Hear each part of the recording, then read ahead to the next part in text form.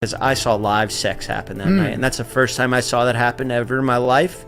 Basically, he would tell me what to do with Cassie. I had like 15 encounters, and I heard lots of business. Because what they would do is Sean talks a lot on the phone and on the TV with speakers and stuff, and I was like a sex slave. It's still 7 a.m. So the sun is like coming up, and people are walking around naked, period. Let's get into it. They're walking around naked already. The internet is on fire with the latest bombshell involving Diddy. Reports are coming in that leaked sex tapes from Diddy's infamous parties have surfaced, and they're causing a massive stir. Sources say the footage is more shocking than anyone could have imagined, leaving fans and critics alike in disbelief. The allegations come from a former sex worker who claims to have witnessed the wild scenes firsthand. According to her, these weren't just your average parties. These were full-blown freak-offs, with Diddy allegedly orchestrating everything. Story short, I got out of this crazy little contract, and I was looking for somebody to invest in me. And I knew somebody who knew somebody that was like, I want to introduce you to a prince. He know a lot of celebrities, producers and stuff. So I never put two and two together that this prince knew P. Diddy as the producer. When you say a prince of what? He was a Arabian prince. Really? Yes. Wow. And he really was a prince for real. But I wasn't worried about him being a prince. I was worried about who he actually knew. So when he invited me to, he met me, he said, I want to invite you tomorrow to Music Ultra Week, whatever. And it's like an event, Ultra Music Week. It's like an event for like 2 weeks where people party, including P. Diddy. And they party at Club Live. They party at like just in South Beach, Star Island, like where P. Diddy stays or throw his freak-offs at. She described scenes where 5 to 6 people were involved in sexual activities simultaneously, with Diddy reportedly controlling the entire situation. The source claims that Diddy not only participated but also dictated what went down, taking charge of the explicit sexual encounters. According to insider sources, the leaked clips were recorded during private parties hosted by Diddy at his luxurious estates. The footage, which has gone viral on social media, reportedly shows explicit scenes involving multiple people with Diddy at the center of it all. I never knew that we were gonna go there because I was there for 2 weeks and I knew it was something fishy. He kept saying, I got a surprise for you. I'm like, but I'm only supposed to stay for 2 weeks and I'm here longer than 2 weeks. And it was almost a month. It was basically a month by then. And he was like, no, because I just want you to meet one special person. So he ended up telling me, like, when we went to Club Live, he was like, guess where we're going tonight? I'm like, where? He's like, to P. Diddy's house. I'm like, oh, really? I'm like, that's crazy because I hear a lot about P. Diddy, and I'm like, his house for what? Like, to go sing? He's like, no, he's throwing this wild party, da-da-da. I'm like, oh, okay. So we went from Club Live. It ended at like, the clubs end at like 3 or 4, and not 2, like how out here is. So we waited around the mansion, the Prince's mansion, for about an hour. And then as soon as 6:30 hit, we went. We all got in the car, like a big Uber. The former sex worker, who has chosen to remain anonymous, revealed that these parties were not just wild. They were orchestrated and controlled by Diddy himself. It was like a circus, the source said. There were 5 to 6 people at a time, and Diddy was calling all the shots. It was chaotic, intense, and unlike anything I've ever seen. Insiders are now saying that this leaked footage could have severe legal and reputational consequences for Diddy. So I'm like, oh yeah, I'm about to meet P. Diddy. Oh, like, I'm probably gonna have to sing for him, da-da-da. And I just tried to, like, keep my composure. So we get there, and that's when stuff got weird. And that's why they lock up our phones, because they know what we see in there, it's he can get in trouble, like right now. So basically, we arrived, security guard patted us down. They put our phone in this little bubble case. So the bubble case is closed. They can't get unlocked until we walk out. So as we're in there, the only way of us taking any type of pictures is if we get in the photo booth. He has like a Teen Love photo booth or whatever. Take like 4 pictures. So I, got pictures. I still got everything in my Snap too, like of the photos, everything. That's all you could get. So I'm walking around or whatever. So one of his sons, I'm not going to tell you which one, but it was like recruiting like whoever they wanted to go inside the house, because the freak off is inside the house and in the backyard. So you have the pool, and they're playing loud house music. Like, Mark, the house music, it makes you feel kind of woozy, first of all, because it's like a rave or something. Dun, dun, dun, dun, and it's real loud. So you can't really see nothing, but you're seeing everybody like walking around, drunk, hopping around. It's still 7 a.m. So the sun is like coming up, and people are walking around naked, period. Let's get into it. They're walking around naked already, and they're in the pool skinny dipping, and they're drinking mimosas in the pool, but then it's like a waitress walking around giving people drinks, just passing people drinks, and people are just taking them. Me, I don't drink like that, but I'm like an occasional drinker. Like, I'll drink if we're partying or whatever, just for that occasion. So, because people are going to keep saying, drink, drink, drink. But I didn't take a drink yet. The tapes reportedly show wild and chaotic scenes that could damage his public image beyond repair. Lawyers and publicists are likely scrambling right now, trying to contain the fallout and figure out how to respond to this unfolding scandal. Social media is blowing up with reactions. Some fans are completely shocked, while others are saying this isn't surprising given Diddy's history of extravagant and controversial behavior. Memes, tweets, and videos dissecting every rumor and claim are going viral, and the speculation about what else might come out is through the roof. Because I saw live sex happen that night, and that's the first time I saw that happen ever in my life. And did I partake? No. Jeff Wittick is sharing his story after attending one of Sean Diddy Combs' notorious parties. The comedian says he attended one of Diddy's alleged freak-off parties, which have become part of a federal sex trafficking case against the rapper, when he was 20 years old and witnessed people having sex in a Miami mansion. Jeff reveals these details on the September 29th episode of the Jeff FM podcast.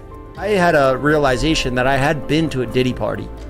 Actually, I swear, I'm not even kidding. Yeah. I actually went to a Diddy lingerie sex party, freak-off party in Miami at a mansion. It was like 8 stories high, and it just kept going up, and the higher you went, the weirder was going on. According to Jeff, he attended the party around 2010 after scoring an invite through an acquaintance who had filmed a music video with Diddy. End up going to this party. She's like, oh, he's having a Diddy party, and these Diddy parties like are crazy. Like, they're the best parties. Like, people wanted to go to them. However, Jeff says he was expecting a normal party but realized it would be quite the opposite when his acquaintance and another friend were dressing in lingerie. But I remember them getting dressed up, and I'm like dressing up like I'm going to a normal party, whatever. Like, I got my slacks on, polo tee with the collar pop, 2 of them, doubled up, totally. like a pink and an orange one, and I got both collars popped. Yeah. And they're wearing this lingerie where their nipples are showing through. And I'm like, you guys are going like that? Wow. And they're like, you don't understand about these parties. Diddy parties. And I did not understand, because I saw live sex happen that night. And that's the first time I saw that happen ever in my life. And did I partake? No. But I got drunk there. And, it's just crazy. Like, I was literally there. E! News has reached out to Sean Diddy Combs' lawyer for comment, but has not yet heard back.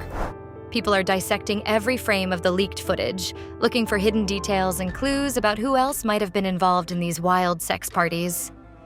Social media has exploded with reactions to the news, with hashtags like #DiddySexClips and #FreakOffLeak trending worldwide.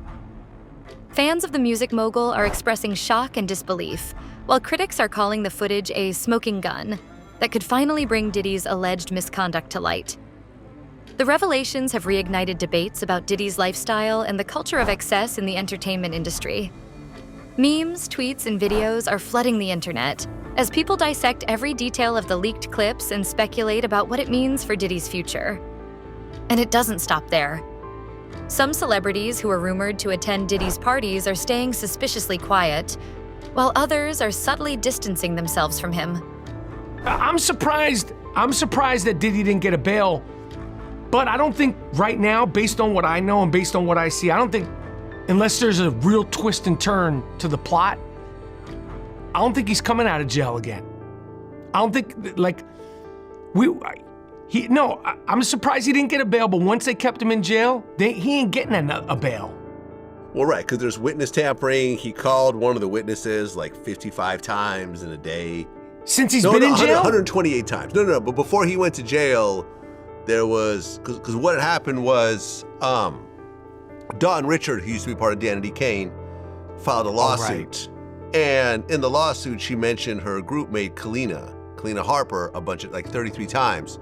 So Diddy called Kalina 128 times, and then Kalina wrote up a statement saying that I don't agree with all this stuff and I've never seen all the stuff that, Dawn mentioned. I've never seen Diddy hit. The silence from his inner circle is deafening, leading many to wonder if more revelations are on the way. It's as if everyone is waiting for the next shoe to drop, and it might be a big one. Some former friends and associates have even started deleting old posts and photos with Diddy, adding more fuel to the fire. Let's take a closer look at how this story unfolded. Diddy, whose real name is Sean Combs, has long been known for his extravagant lifestyle and wild parties. However, these new allegations take things to a whole new level. He's not getting out of jail. When I spoke to my friend who understands these things way better than me from experience, and he told me, he said, he probably was told, and his lawyers probably told 50-50. When you're puffy and you come here, I got $50 million bail, and you're used to things going your way by hook or crook, they're like, all right, well, at least they're gonna give me fucking bail. Yeah. And then they went back to bail hearing again, and they said no, he's not getting out. 3 times. 3 times. 3 times. Yeah, he's gonna sit in jail. They're saying the trial is gonna be in May of 2025, but that's not gonna happen. It's gonna get pushed back. There's gonna be more charges. There's gonna be more witnesses. The civil lawsuits are wild. There was this new guy that popped up that basically said that Puffy face fucked him at the back of a Macy's. You heard this one? I didn't hear about the face fucking. Yes. I didn't hear about There's a face fucking lawsuit right now. The former sex worker, who claims to have attended multiple parties hosted by Diddy, described the events as out of control. It wasn't just about having fun, the source said. It was about power and control. Diddy was the ringleader and everyone else was just there to play their part. Legal experts are already weighing in, suggesting that if these tapes were leaked without consent, there could be lawsuits on the horizon. A sex worker who is saying that he is a prime example of what the federal prosecutors have been saying about Diddy, because he describes an encounter with Diddy in New York City that is textbook from what is in the indictment against Diddy. Now, this person has filed a lawsuit against Diddy as a John Doe, but when you hear the details, it does sound exactly like the stuff that prosecutors are alleging in this indictment. The sex worker says that he was contacted by Diddy, said that they were going to meet at a hotel in New York City, and he showed up there, and Diddy was there with a girlfriend. He doesn't name the girlfriend, but says that that immediately they, got naked. And that Diddy forced the sex worker to perform a sex act on his girlfriend for several hours, and then he brings up something we've heard in other lawsuits. Not only could this situation lead to criminal charges for those who leaked the footage, but Diddy himself might face legal scrutiny depending on what the tapes reveal. This scandal has the potential to open a massive can of worms, legally and financially. The financial repercussions could be staggering, with potential lawsuits from those featured in the footage if they didn't consent to being recorded. The leaked clips, which were reportedly obtained by a former employee of Diddy's inner circle, show scenes that are too explicit to describe in detail. The twist here is something that he said occurred during the sexual assault, something that Diddy said to him that references another really notorious thing that Diddy, his name is attached to, but he has never been accused of this. But in this lawsuit, the male sex worker says that Diddy said to him, if I can get Pac, as in Tupac, hit, what the blank do you think can happen to you? Like, don't say anything. Right, it was a threat of... Your mouth keep your mouth shut about this, otherwise I'm going to do to you what Right. I did to Tupac. Well, guys, needless to say, Diddy's team is absolutely denying this. They're saying that no matter how many lawsuits are filed against Diddy, they're still maintaining their innocence, saying that he did not sexually assault anyone. I mean, it just feels somewhat, with the exception of the Tupac bit here, it feels like deja vu all over again. Since he was indicted, I mean, it just feels like every week we see some type of lawsuit from a Jane Doe or a John Doe. However, insiders reveal that the footage is just the tip of the iceberg. The former sex worker claims that these parties were a regular occurrence and that Diddy's behavior became increasingly erratic over time. It was like he was trying to outdo himself every time. The source said, "The more people, the more chaos, the better." It was insane. As more information comes to light, there are even whispers of a possible investigation into the nature of these parties. We have 13 new lawsuits. Let's get into them. So the first one is filed in New York State Court, and it was filed by a woman named Arastalia Benitez, suing Sean Combs and related Bad Boy and Combs corporate entities. So we go back to 1995 when this allegedly happened, when Benitez says she was 20 years old, living in New York, a sophomore at NYU, was working for Pepe Jeans. It's apparently a sister brand to Tommy Hilfiger that was run by Tommy's brother Andy. And she claims that is when she was introduced to Sean Combs, when Andy Hilfiger apparently invited her to a party at a restaurant. Now it's interesting because she provides the address of the restaurant in the complaint, but doesn't give the name, maybe doesn't recall the name. Right now, by the way, if you look up 110 Waverly Place, it's called Babbo. Not sure if that was the restaurant back in 1995 or if the address is even correct in this complaint. Some sources allege that Diddy's events have been an open secret in certain circles, with wild rumors about what goes on behind closed doors. While it's too early to confirm anything, the possibility of law enforcement getting involved adds another layer of complexity to this already messy situation. Friends and associates of Diddy have been quick to defend him, calling the leaked clips fabricated and taken out of context. So then she claims Combs then offered her a non-alcoholic drink. She says yes, again, being assured by Combs that it didn't have any alcohol in it. However, according to Benitez, right after he allegedly gives her that drink, Combs allegedly groped and fondled her breasts, her buttocks, and her private area under her clothes, to which she claims she pushed him away, voiced her non-consent to this.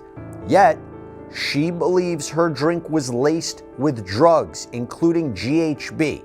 Now, this is a claim that is very consistent with many of the lawsuits that we've seen before, right? The spiking of drinks or lubricants with drugs to make victims or alleged victims compliant.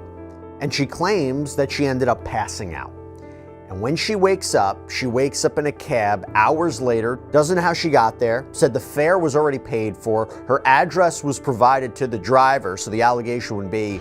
They insist that Diddy is the victim of a smear campaign designed to tarnish his reputation and legacy. However, others close to the case suggest that the footage is credible and could have a significant impact on the ongoing legal battles surrounding Diddy. Legal experts weigh in, suggesting that the clips could be used as evidence in court, potentially leading to even more serious consequences for the music mogul. The media frenzy around this story is also relentless.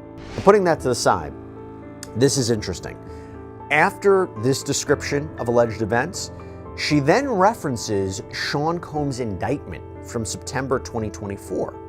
And it says, the indictment states defendant Combs' physical abuse was recurrent and widely known. Not only were defendant Combs' criminal enterprise entities aware of his misconduct, these entities actually enabled his criminal behavior through employees, resources, and influence of the multifaceted business empire that defendant Combs led and controlled, creating a criminal enterprise whose members and associates engaged in and attempted to engage in, among other crimes, sex trafficking, forced labor, kidnapping, arson, bribery, and obstruction of justice. Specifically, the indictment states defendant Combs used certain employees, including his security staff, to enable sexual assault. So in other words, the reason I believe they're including all of this about the indictment, and again, he's facing. Major outlets are picking up the story, and everyone from entertainment pundits to legal analysts is offering their take on what could happen next. News anchors are dissecting every new detail, while podcasts and YouTubers are diving deep into Diddy's history, trying to connect the dots between past controversies and this latest scandal. This isn't just a story about Diddy. It's about the broader issues of power, excess, and accountability in the entertainment industry. Of others. And I also wonder if that is included to suggest this is why the action is being brought now as opposed to years ago, right? Either I didn't feel the ability to come forward because I didn't understand what had happened to me until Combs' alleged pattern and practice was laid out by prosecutors so many years later, or because of Combs' power, his wealth, his influence, it was very difficult to come forward. By the way, I want you to keep that in mind because that theme comes up in other lawsuits. But aside from what could be an issue of credibility for Ms. Benitez if this goes to trial and she testifies and is questioned by Combs' counsel, why'd you wait so many years to come forward if this allegation was true? Aside from that, the law actually seems to support this action and where it won't be blocked by the statute of limitations. Why do I say that? Because she is suing under the New York City Victims of Gender-Motivated Violence Protection Act. The leaked clips have sparked important conversations about the culture of silence and complicity in Hollywood, with many calling for greater transparency and accountability. Some are even calling for a broader investigation into the music industry, arguing that Diddy's case is just the tip of the iceberg. And it's not just Diddy who might be affected. The former sex worker who came forward with these allegations could also face backlash. While some see her as a whistleblower exposing the truth, so many of these lawsuits that you're really starting to get numb to the allegations. Right, and I think now, you have this lawsuit, it goes out, it makes headlines, all these details are in the world of public opinion, are going into the narrative of what everybody says of Sean Combs ahead of his criminal trial. What happens next? Like in this lawsuit's case, where there are these graphic details once again talking about something that happened years ago, what happens next? So my guess is the defense attorneys will try to expose the individual, try to get the court to find out who the individual is. They'll do discovery. It'll move along slowly because there's a criminal case going on. So when a criminal case is going on and so an individual has the right to remain silent and is exerting his Fifth Amendment right, the civil cases usually kind of fall by the wayside until that criminal case has been adjudicated. And we're going to see that criminal case hopefully be adjudicated in May. And once that criminal case is over, I think then you'll see the civil cases start to heat up. Others are questioning her motives and the timing of her claims. Regardless, her revelations have added another explosive element to an already volatile situation. As the story continues to unfold, one question looms large. What's next for Diddy? Will the leaked clips lead to more legal trouble? Or will his team find a way to discredit the footage? And how will this scandal impact his career and public image? For now, all eyes are on Diddy as the world waits to see how he will navigate this explosive controversy. In terms of evidence that they can actually show to back up their claims, it's going to be a very tough road. And what I also think is unusual, and let me just say this, if you have a civil case where you're making these accusations and in the criminal case, they're saying, hey, this is a RICO case and it's all these cases are related to each other, but they're not using that individual as a witness in the criminal case. They didn't use that individual in front of a grand jury. There's no testimony from that individual or any kind of exposure of that individual to the criminal case. It always makes me wonder why the U.S. attorney didn't want to use this individual as a witness, didn't want to use this individual to come forward and say, hey, that's a similar situation that I had. This goes to his MO, his modus operandi, this is how he normally behaves. He threatens people, he does this, he drugs people, he does all these certain things, but they're not using any of these people. These people are nowhere to be found in the criminal case. There are also unconfirmed rumors that more tapes could exist. Insiders claim that the leaked footage might just be the tip of the iceberg, with more explicit content potentially being held by those looking to cash in on the scandal. If more videos emerge, it could lead to an even deeper spiral for Diddy, both legally and personally. The fear of what might come out next is hanging like a dark cloud over his camp. Meanwhile, his business ventures are feeling the heat.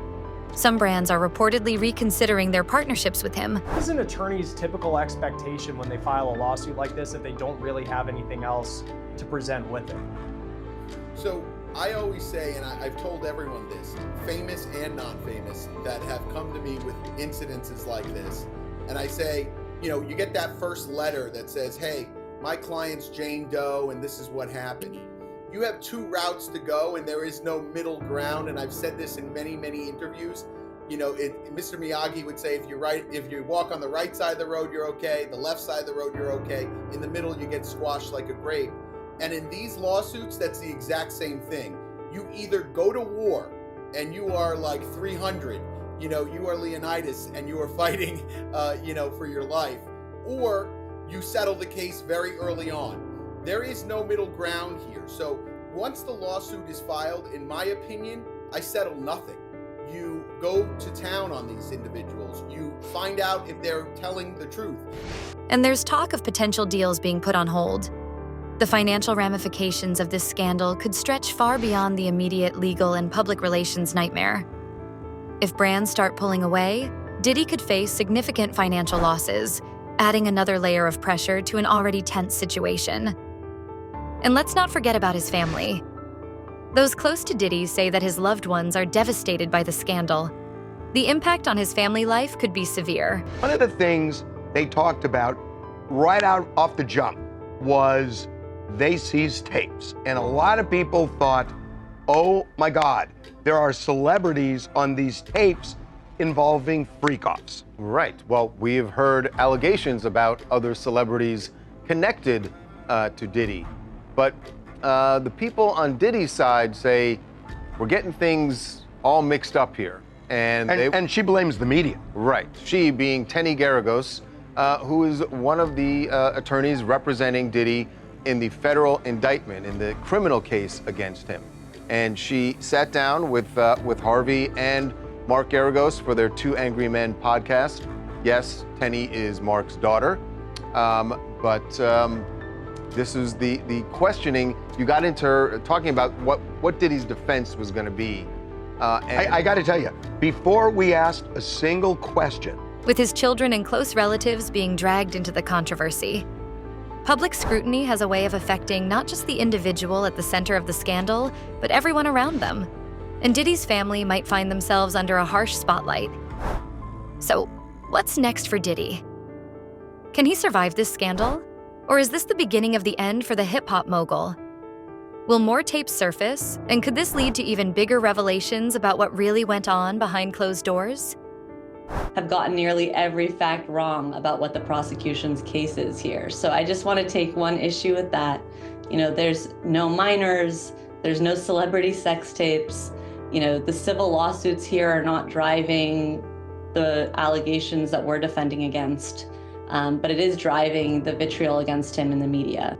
this kind of created a life of its own, that they had seized videos of the freak-offs, and it kind of spun into who's on those tapes.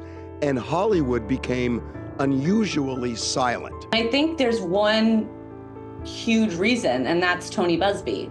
Right after the indictment, he came out with a press conference with a 1-800 number behind him, threatening lawsuits against our client without having filed any. And we saw exactly how it played out, and we saw exactly why Hollywood went quiet. The story is still developing, and as more details come to light, the situation could take even more shocking turns. If Diddy's legal team can't get ahead of this, we could be witnessing one of the biggest downfalls in celebrity history. What do you think? Is this scandal going to bring Diddy down, or will he find a way to bounce back like he has in the past? Let me know your thoughts in the comments below. And as always, don't forget to like, subscribe, and hit that notification bell so you never miss an update. Stay safe, and I'll see you in the next one.